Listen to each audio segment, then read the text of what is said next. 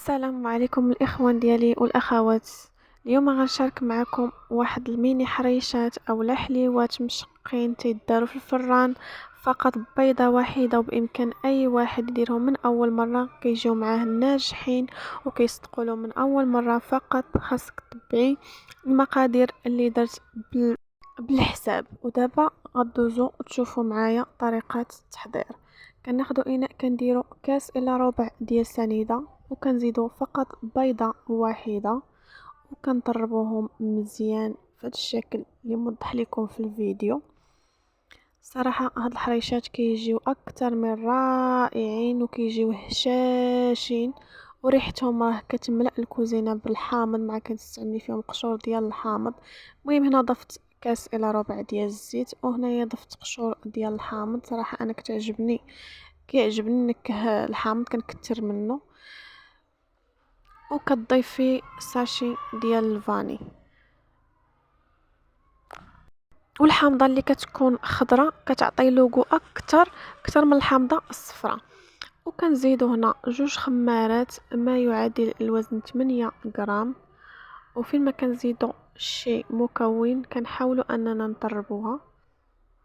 وهنا كناخدو نص كيلو ديال السميده الصفراء الرقيقه، ماشي الغليظه بزاف، المهم الرقيقه. كتقولي من الحاجه عطاني السميده الصفراء الرقيقه.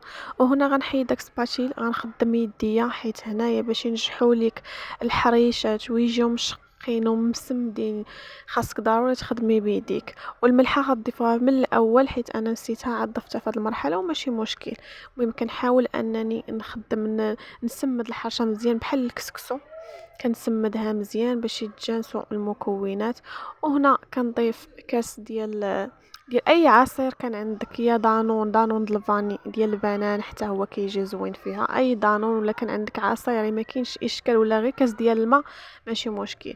وكاس ديال الحليب، وكنخلطهم غير شويه. ملي كنضيف الحليب والعصير ما كنحاولش انني نعجنهم مزيان، صافي كنخلط غير بالصبع ديال يديا وكنردهم على جهه، راه دغيا كتشرب ما كتبقاش كيما هكاك.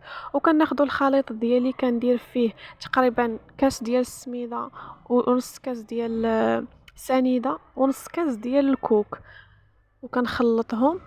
وتما كنبقى نهز الخليط ديالي كنكورو بكويرات عشوائيه وتنمرمدهم في داك الخليط.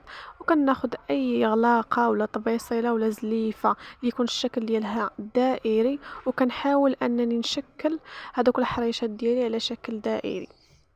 الحريشات حاولوا انكم اذا كان عندكم شي مول كبير حاولوا انكم ديروهم صغارين باش ما يتلاصقوش لكم. كما انا درت واحد الغلط صراحه، تلاصقوا ليا بزاف حيت كنت زربانه وزربت عليهم وجاو ملاصقين. ماشي مشكل صراحه، الشكل راه ما تيجي هائل. تشوفوا كيفاش قلت لكم راه جاوني ملاصقين، ولكن واخا هكاك جا الشكل ديالهم رائع، تيجيو مذهبين ومشقين ورطبين.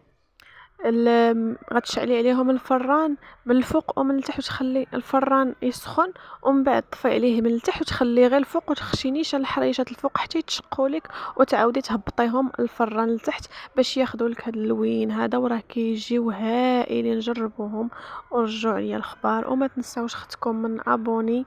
يلا بادين باش نكبروا العائله، وان شاء الله راه غنبقى نحط لكم وصفات اللي صراحه رائعين وباشياء بسيطه.